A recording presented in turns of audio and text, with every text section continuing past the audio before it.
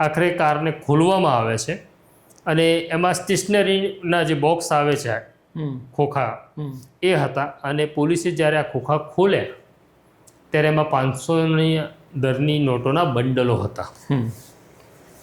જે ઓફિસરોએ આ બંડલો ખોલ્યા એ જોઈને એને તો એવું લાગ્યું કે આ સાચી કરન્સી છે.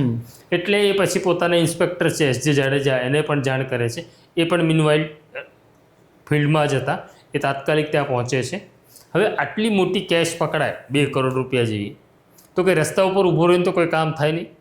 એટલે એક નજીકની ચોકીમાં જાય છે. પણ એવું થયું કે બપોરનો સમય હતો એટલે ચોકી બંધ હતી.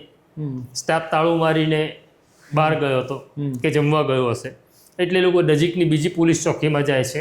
ત્યાં બધી કેશ ઉતારવામાં આવે છે અને જોવામાં આવે છે તો પોલીસની આંખો ચાર થઈ ગઈ. એટલા બધા બંડલ કરન્સીના હતા. ફરી પાછું પેલું કન્ફ્યુઝન આવ્યું કે આ નોટ સાચી તો નથી ને. એટલે પછી છેલ્લે પોતાના સિનિયર અધિકારીઓને જાણ કરે છે, ડીસીપીને જાણ કરે છે, અજીત રાજ્યને.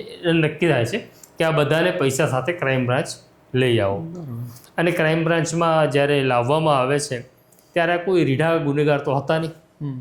બહુ સામનો ન કરી શકે. એમાં જે મુખ્ય માણસ છે એનું નામ છે મુકેશ ઠુમ્મર. એ જ સૌથી પહેલો એ માણસ પોલીસની આંખ કે પોલીસનો હાથ જોઈને તૂટ્યો અને એણે કબૂલ કરી લીધું કે આ બનાવટી કરન્સી છે. અને કારમાં જેટલા લોકો હતા એક તબક્કે ક્રાઇમ બ્રાન્ચને એવો પણ વિચાર આવ્યો કે બાકીના લોકોને ખબર ન હોય. કારણ કે આ જે કાર છે એ યોગી પ્રદીપની છે, એના માલિકીની છે. કોઈ એમ સાધકે એમને ગિફ્ટમાં આપેલી છે. એટલે કોઈક વખત એવું બને કે આપણે પ્રવાસ સાથે કરતા હોય પણ તારી બેગમાં શું છે જેની મને ન ખબર હોય. એટલે બધાને અલગ અલગ બેસાડ્યા. એમાં એક મહિલા પણ હતી.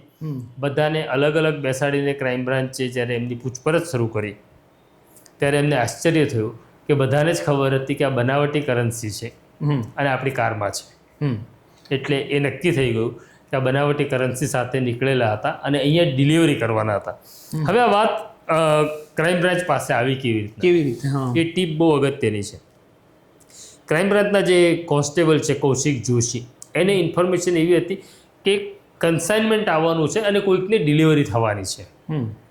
હવે આ તો ડિલિવરી થાય એની પહેલાં એ પકડાઈ ગયું. એટલે હવે કોને ડિલિવરી થવાની તેનો પ્રશ્ન ઉપસ્થિત એટલે થતો નથી કારણ કે કાયદાની પરિભાષામાં એની પાસે કોઈ પોઝિશન મળ્યું નથી. આ બધાના પર્સ પણ ચેક કર્યા તો આપણે લગ્નના કવરમાં જેમ ચાંદલો કરીએ એમ સેમ્પલ રૂપે નોટો રાખેલી હતી. કોઈને બતાડવી હોય